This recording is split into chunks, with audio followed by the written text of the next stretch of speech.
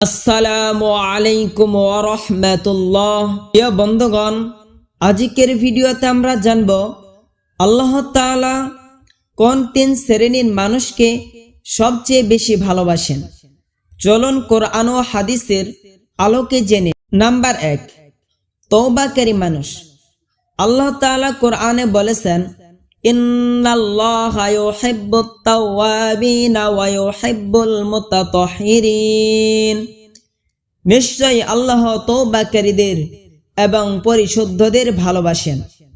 যে মানুষ গুনাহ করার পর আন্তরিকভাবে আল্লাহর কাছে ক্ষমা চায়, আল্লাহ তাকে ভালোবাসেন। নাম্বার 2, তাকওয়াবান বা পরহেজগার মানুষ। আল্লাহ বলেন, ইন্নাল্লাহা ইউহিব্বুল মুত্তাকিন। নিশ্চয় আল্লাহ পরহেজগারদের ভালোবাসেন।